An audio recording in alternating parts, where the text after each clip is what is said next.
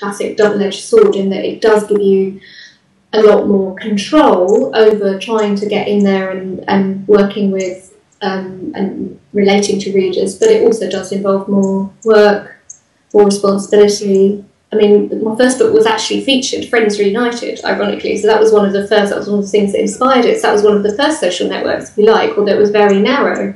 And I look at how massive that was when I was writing that book, which I guess was 2001, 2002.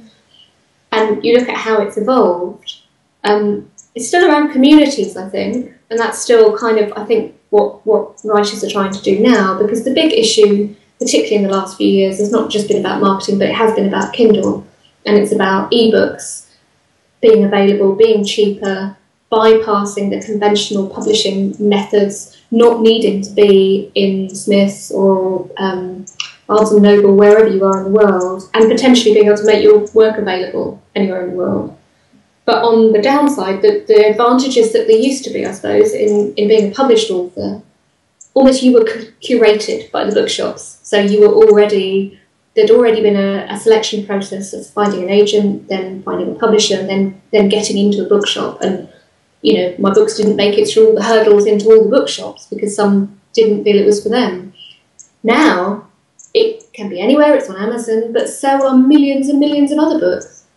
And this whole word that they're using, discoverability, a way of how you as a writer are found by other readers is a really big issue, because the pot for buying books might have gone up a little bit because people, I think, are buying more books, especially when they first get an e-reader, but it's being spread around much more thinly. So as somebody who tries to write for a living and has succeeded in the last 5 or 6 years, that is a worry. It's like, how do you do that without at the same time turning into a sales monster and being really annoying and having more people turn off your Twitter feed or unfollow you?